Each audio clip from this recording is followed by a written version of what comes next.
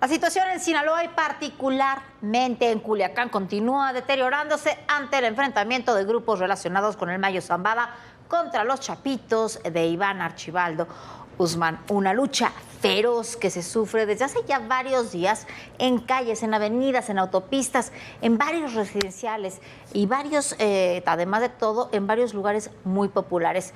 Hay muertos, hay secuestros, hay bloqueos, por lo menos 2 militares han sido asesinados y sin intervención de las autoridades, nadie sabe qué pasa con las autoridades en esa zona o tienen terror a entrar. No hubo celebraciones del grito en Sinaloa por la violencia, pero desconcertó mucho más la declaración del jefe de la tercera región militar, el general de división Francisco Jesús Leana Ojeda, que sostuvo que la tranquilidad en el estado dependía de los grupos criminales para que dejen de confrontarse entre ellos. Aseguró que lo único que pueden hacer las autoridades es contener las agresiones. Evidentemente, contener no es suficiente y la violencia es la que crece día con día.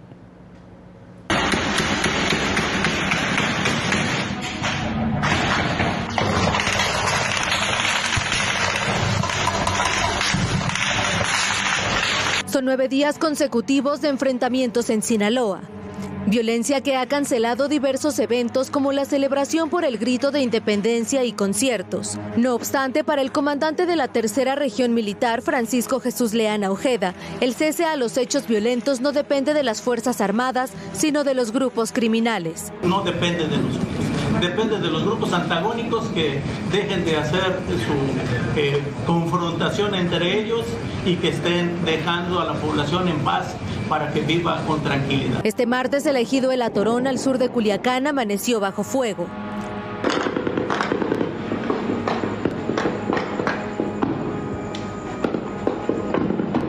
Fueron más de 3 horas de intensa balacera. Varias camionetas fueron abandonadas y al menos 3 de ellas incendiadas. Medios locales hablan de por lo menos 2 muertos. También señalan que durante el enfrentamiento un helicóptero del ejército sobrevoló el área y realizó varios disparos. En la colonia El Barrio, gatilleros abandonaron 2 cuerpos cubiertos con una cobija y rodeados de carritos de juguete. Mientras que en el bajo puente de la carretera 15, que conecta con la Costerita y la calzada militar, policías encontraron un cuerpo más. Se trataba de un joven de entre 20 y 25 años. Tenía un disparo en la cabeza. En otro punto de Culiacán, sujetos armados arrojaron ponchallantas sobre el puente Rolando Arjona y el bulevar Emiliano Zapata. Pese a la violencia, la Secretaría de Educación Pública y Cultura de Sinaloa informó que las actividades académicas se reanudarían este martes en todos los niveles. No obstante, la convocatoria fracasó porque el 90% de los alumnos no asistieron a clases. La mañana de este martes, el general Luis Crescencio Sandoval, secretario de la Defensa Nacional, informó que del 9 de septiembre a la fecha se han detenido a 30 personas. Además, informó que los enfrentamientos entre gente de Ismael El Mayo Zambada y los Chapitos provocó la muerte de 32 civiles. En estas agresiones también cayeron 2 elementos del ejército. A partir del día 9 y hasta la fecha hemos tenido 13 agresiones. 9 agresiones al personal del ejército y 4 agresiones a la Guardia Nacional. De resultado de estas agresiones, desafortunadamente tenemos 2 elementos militares fallecidos, un oficial y un sargento. Debido a que la mayoría de los negocios en Culiacán permanecen cerrados por la violencia, organismos empresariales como la Canirac y la Canaco informaron que los empresarios y comerciantes pierden al día 550 millones de pesos. Las empresas pues tienen miedo de mandar a sus trabajadores, ya que son...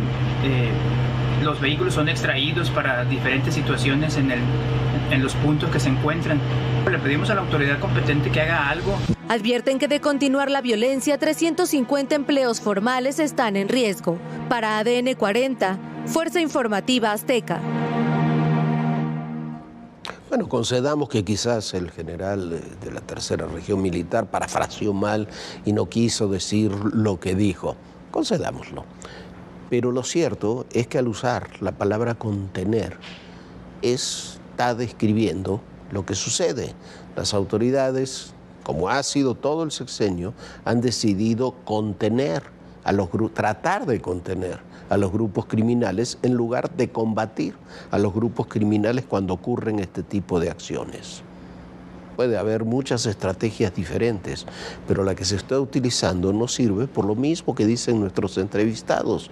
¿Por qué? Porque la gente está sufriendo, se está quedando sin trabajo, le están robando, le están extorsionando. Y no es solamente un enfrentamiento entre ellos que no afecta para nada a la población. Cuando comienza a haber decenas de muertos, se está afectando a la población. Cuando se atacan carreteras, se bloquea, se asesina gente, se está afectando a la población. Cuando la gente no puede trabajar ni mandar a sus hijos a la escuela, se está afectando a la población. ¿Qué está sucediendo? Lo que tenemos es el fin, ha finalizado, ya lo hemos dicho muchas veces, el cártel de Sinaloa. Y esto es una réplica de lo que ya vimos y que tenemos consecuencias hasta el día de hoy, de lo que ocurrió entre 2006 y 2008. En esa época rompen los Beltrán Leiva con el cártel de Sinaloa, que cuando lo encabezaban el Chapo Guzmán, el Azul Esparragosa y el Mayo Zambada. Hacen una alianza, los Beltrán Leiva, con el cártel de Juárez y con los Zetas, mientras que el cártel de Sinaloa queda aliado con los grupos de Jalisco que manejaba Nacho Coronel. Después surgirían de esos grupos, después que muere Nacho Coronel, los Matacetas, que ahora los conocemos como el cártel Jalisco Nueva Generación. Terminan derrotados los Beltrán Leiva, los Zetas, el cártel de Juárez. Crece la hegemonía del cártel de Sinaloa y el cártel Jalisco Nueva Generación, que está creciendo, termina rompiendo, distanciándose de Sinaloa, sobre todo de los Chapitos, y comienza otra confrontación, la del cártel Jalisco contra el cártel de Sinaloa. Desde la extradición y el juicio del Chapo, allá en los Estados Unidos, los testimonios de los Zambadas, del rey Zambada y de Vicentillo, rompe también la relación entre el Mayo y los Chapitos. El 25 de julio pasado, con la caída que todavía no se explica del Mayo, de Joaquín Guzmán López, comienza otra guerra, esta que estamos viendo, la guerra de los Mayos, encabezados por el Mayito Flaco, que se unen con los rusos de Baja California, otra vez con los grupos de Juárez, con los grupos otra vez de los Beltrán Leiva y con el cártel de Caborca, con los sucesores, y váyase a ver si son sucesores o simplemente siguen órdenes de Caro Quintero contra los Chapitos, que al mismo tiempo están enfrentados con el cártel Jalisco Nueva Generación. Son muchas variables las que se van dando en esto, pero lo que tenemos que tener claro es que este no es solamente una confrontación más entre grupos criminales. Lo que estamos viendo y a lo que estamos asistiendo y a lo que se tendrá que enfrentar el próximo gobierno es una reconfiguración global de los grupos del narcotráfico.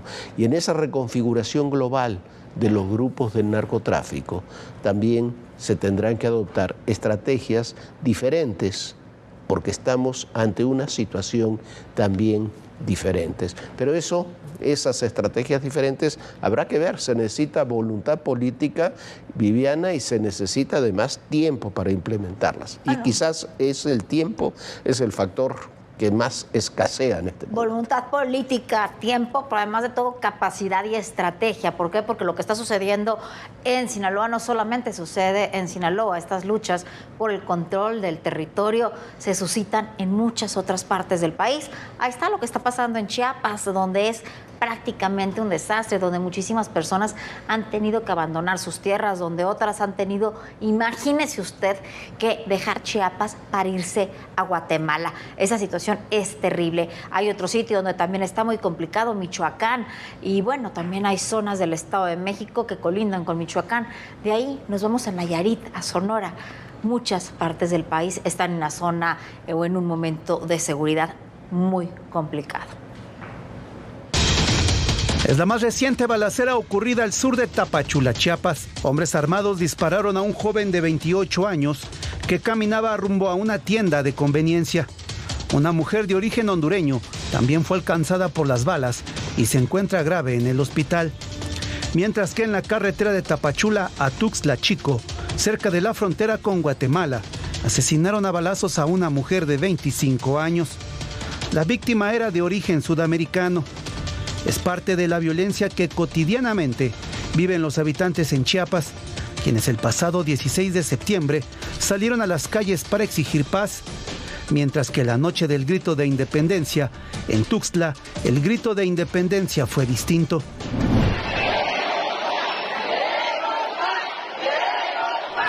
En menos de una semana, han reportado movilizaciones en Chiapas para exigir el cese a los enfrentamientos entre grupos criminales. Apenas el pasado 13 de septiembre hubo otra marcha encabezada por obispos y sacerdotes de la entidad. De acuerdo con T-Research MX, en su reporte La Guerra en Números de 2018 a la fecha, se han cometido 3.561 homicidios dolosos en Chiapas. A ello se suman las desapariciones forzadas y el desplazamiento forzado de comunidades enteras que han buscado refugio al otro lado de la frontera, es decir, en Guatemala. La violencia tampoco da tregua en Chihuahua. Este martes aseguraron 2 vehículos calcinados en el municipio de Coronado, mientras que la mañana de lunes grupos criminales se enfrentaron en la carretera Parral Jiménez, donde murieron 6 personas. Durante la balacera, un autobús de pasajeros quedó en medio del fuego cruzado y recibió varios impactos en la carrocería. Mientras que en Guadalajara, Jalisco, encontraron 3 cuerpos en el vagón de un tren procedente de Tepic, Nayarit. Eran 2 hombres y una mujer. Estaban atados de manos y tenían el rostro cubierto. A los enfrentamientos y asesinatos hay que sumar las extorsiones a empresarios y comercios, como ocurre en las empacadoras de limón en Buenavista y Apatzingán, Michoacán. Empleados suspendieron sus labores para protestar por el asesinato del empresario José Luis Aguiñaga Escalera. Desde hace un mes, los productores de limón exigen a las autoridades de los 3 niveles garantías para continuar con su trabajo, mientras que en la Ciudad de México investigan a Guadalupe N., presunto asesino del jefe de policía del sector Topilejo, Davis Ahí Hernández. Ayer este hombre golpeó a una mujer en la colonia San Miguel Jicalco, lo que provocó una riña entre vecinos. Cuando la policía intervino, el sujeto le disparó al mando policial. Lo trasladaron vía aérea a una clínica donde falleció. Bueno, mire usted, hoy en la mañanera se hizo una evaluación de lo logrado en seguridad en estos 6 años. Lo cierto es que los resultados dejan muchísimo que desear. Se habla mucho de la herencia que dejó Calderón, pero lo cierto es que ese sexenio terminó hace 12 años y que en este sexenio hubo el mayor número de muertos de la historia desde la Revolución Mexicana hasta el día de hoy, del último siglo. 200.000 van 198.000 al día de hoy, prácticamente 198.000, serán prácticamente 200.000 asesinados al terminar el sexenio, cerca de 60.000 desaparecidos, varias zonas del país bajo control de los criminales. Hay aspectos en los que se ha avanzado, sin duda, es el secuestro uno de ellos, pero otros que se han desatado en forma terrible, como la extorsión, una extorsión que está ya generalizada y extendida a buena parte del país y que influye incluso hasta en la inflación. Esos son lo que decíamos, los desafíos de la próxima administración, que tiene que atender el tema de la seguridad con otra óptica, lo hará con otro personal, con otra estrategia y con otra visión. Ojalá que la voluntad política y la visión alcance para poder comenzar a coartar todo lo que no ha funcionado en estos años. Del que somos el primer país exportador. ¿Renunció por qué? Porque no estaba de acuerdo. La magnitud que ha tenido el narcotráfico mexicano. Las confrontaciones, las reacciones.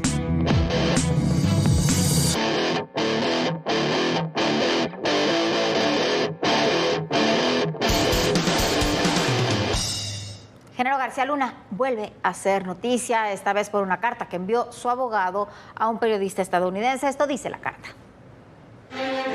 A 3 semanas de que le dicten sentencia, Genaro García Luna asegura que es inocente y señala al presidente López Obrador de tener vínculos con los líderes del narcotráfico. En una carta de su puño y letra y que su abogado envió al periodista de Los Angeles Times, Keegan Hamilton, el exsecretario de Seguridad Pública da detalles sin mostrar prueba alguna de lo que asegura ha ocurrido desde su detención en diciembre de 2018 hasta su juicio. Para García Luna, lo que detonó las acusaciones en su contra fue rechazar un acuerdo con la Fiscalía de Nueva York en el que le ofrecían estar en la cárcel 6 meses y recibir beneficios económicos a cambio de declararse culpable. El objetivo, asegura, era imputar personas e instituciones que en el corto plazo debilitaría el desarrollo, paz pública y vida institucional del país. García Luna menciona que durante el juicio los fiscales no presentaron pruebas que comprobaran su relación con el narcotráfico o que haya recibido dinero ilícito. En la carta hace alusión a 2 resoluciones, una de un juez de la Corte de Brooklyn y otra de un tribunal colegiado de México, en las que indica se resolvió que no hay ingresos ilegales en su patrimonio, que para declararlo culpable se usó información falsa proporcionada por el gobierno de México y las declaraciones de testigos con antecedentes criminales reconocidos. En la carta recuerda que existen resoluciones del Poder Judicial de México y de Estados Unidos que desacreditaron las declaraciones de los testigos y la información del gobierno de México y que los fiscales fueron omisos en verificar esa información. Sobre el presidente López Obrador, asegura, sin comprobarlo, que hay videos, audios y fotografías de sus vínculos con líderes de narcotráfico y sus familias, sobre todo con las personas que testificaron en el juicio en su contra. Según García Luna, se corrobora con lo que mencionó Ismael El Mayo Zambada en la carta que difundió su abogado el sábado 10 de agosto, en la que asegura que en la reunión con Joaquín Guzmán López estaba Héctor Melesio Cuen y se esperaba la llegada del gobernador de Sinaloa, Rubén Rocha Moya. En la carta reitera que es inocente y que todas las pruebas para comprobarlo no las aceptó el juez Brian Cogan y desechó la petición de su defensa para que tuviera otro juicio. García Luna termina su carta asegurando que esta información es pública y está en los registros oficiales de la Corte de Brooklyn. En febrero de 2023, Genaro García Luna fue declarado culpable de 5 cargos, 3 por conspiración para la distribución internacional, posesión e importación de cocaína, otro más por delincuencia organizada y el 5º por declaraciones falsas en su solicitud de naturalización. En marzo de 2024 lo acusaron de intentar sobornar a internos para que declararan a su favor. En la carta de 4 páginas, García Luna asegura que no ha cometido delito alguno, tal como en 2011 lo hizo en una comparecencia ante diputados. Para ADN 40, Fuerza Informativa Azteca. Y bueno, hay mucho que comentar, ya en otra oportunidad, mañana ampliaremos mucho más esta información, pero hay 2 cosas que son indudables. Primero, que desde que lo detuvieron hace 5 años hasta el día de hoy, García Luna siempre ha dicho que es inocente. Hubiera sido mucho más sencillo para él, como él mismo dice, decir, como hacen los narcotraficantes, sí, yo soy culpable y demás, y acepto un acuerdo, y probablemente estaría en libertad o a punto de lograr su libertad, declarando contra otras personas, como hacen los que lo acusaron a él. Es verdad también que en su juicio no se presentó una sola prueba. No hubo una sola prueba testimonial. Hubo testimonios, pero no hubo una sola prueba física. Hubo narcotraficantes y personajes que declararon en su contra. Es verdad también que tanto en Estados Unidos como aquí, al final no le encontraron dinero proveniente del narcotráfico. Esos son hechos ciertos. Lo que dice del presidente López Obrador, lo que dice la carta, cuando uno lee la carta, sobre todo el final de la carta, es que esas pruebas la tienen las autoridades de Estados Unidos. Y es lo que ya había publicado algún medio estadounidense hace ya algunos meses, diciendo que se había comenzado a abrir una investigación que luego se cerró, y es cierto, por las mismas declaraciones, en los mismos testimonios de los mismos narcotraficantes que acusan a García Luna, también acusaron la campaña del 2006 a personajes cercanos al propio López Obrador. Todo eso tendrá que definirse y tendrá que verse, pero esto va a ser un tema que va a crecer. ¿Por qué? Porque como dice García Luna, el próximo 3 de octubre, si no me equivoco, le dictarán sentencia, y una vez que le dicten sentencia, él va a apelar con estos argumentos y probablemente veremos todo esto en un nuevo juicio de apelación. El tema por lo pronto está abierto. Bueno, el tema está abierto y lo que dices tú que es gravísimo es que los testigos que están culpando a Genaro García Luna Muchos son narcotraficantes que el propio García Luna detuvo y estos mismos están hablando en contra y están diciendo que funcionarios mexicanos del actual gobierno están involucrados también en el tema del narcotráfico. ¿Les creemos a los narcotraficantes o no? Otro tema, estuvimos este fin de semana en Acapulco, donde según datos oficiales, y se veía muy lleno, la ocupación hotelera estuvo cerca del 90%, es evidente que la actividad ha comenzado a recuperarse lenta, pero constantemente. Me dio muchísimo gusto porque, Jorge, no hay lugar que más me guste que Acapulco, Ixtapa. Bueno, nosotros estuvimos en Acapulco, unos atardeceres divinos, la gente feliz, un lugar preciosísimo que ya se está recuperando, Jorge. Sí, el desafío de la recuperación después de Otis está ahora en la reconstrucción de las viviendas y sobre todo de los departamentos turísticos, que es lo que parece más rezagado. Una parte enorme de la oferta acapulqueña pasa por ahí y esto formaría parte del plan que ya se había presentado hace muchos meses del gobierno de Evelyn Salgado. Ya comenzaron, nos dicen la gente allá, que ya comenzaron a llegar los pagos de los seguros a los propietarios de departamentos y vivienda y con ello las labores de reconstrucción en muchos edificios. Se estima que tardará entre 1 año y 1 año y medio para que la mayoría se recupere, pero no deja de ser una buena noticia, como decía Viviana, ver nuevamente Acapulco con actividad y no con la misma caudal de gente, pero sí con muchísima gente. Sí, Jorge, todavía falta, pero se está recuperando. Ves a mucha gente ya trabajando, muchos condominios que también ya están operando, muchos hoteles también que ya están funcionando perfectamente bien. Y bueno, está volviendo a tomar forma Acapulco, que es la playa más cercana a lo que tenemos aquí en la Ciudad de México. Por fin una buena noticia, ¿no, Jorge? Sí, es una buena noticia. Mientras tanto, en una notable acción de inteligencia, hoy se supone que Israel no lo dice que el ataque fue de ellos, pero hizo un ataque inesperado contra los líderes de Hezbollah y militantes de Hezbollah en el sur del Líbano, en algunos lugares también de Siria. Hizo estallar en forma simultánea los Vipers con los que se comunicaban entre sí. Nunca se había visto un ataque similar con estas características. Habían intervenido un cargamento de 3.000 Vipers que había comprado Hezbollah para distribuir entre sus miembros. Les pusieron un explosivo a esos 3.000 Vipers y los hicieron estallar en forma simultánea el día de hoy.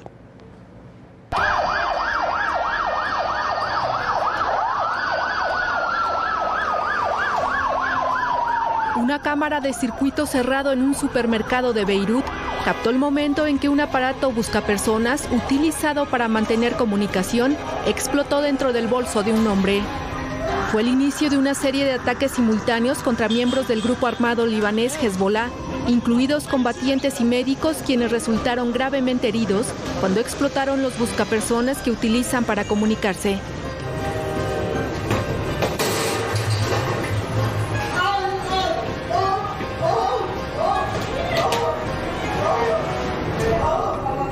Antes de las explosiones, los dispositivos recibieron un aviso de mensaje que se mantuvo durante varios segundos para asegurar que el receptor consultara el contenido. Los ataques comenzaron aproximadamente a las 3:30 de la tarde de este martes 17 de septiembre. Funcionarios de Hezbollah aseguraron que estas agresiones son la mayor violación de seguridad a la que ha sido sometido el grupo a casi un año de la guerra con Israel. El Ministerio de Salud libanés informó que una gran cantidad de dispositivos inalámbricos explotaron simultáneamente en todo Líbano, dejando por lo menos a 8 personas muertas y miles de heridos. حتى الآن سجلت غرفة العمليات الطوارئ الصحية بوزارة الصحة العامة أكثر من 2800 جريح. حالة تقريبا 200 منهم هي حالة حرجة. استوجبت إما إجراء عمليات جراحية أو إدخال على أقسام العناية الفائقة. وسجل كذلك سقوط عدد من الشهداء. العدد لهلا 8 شهداء بما فيهم طفل عمره 8 سنين بالبقاع.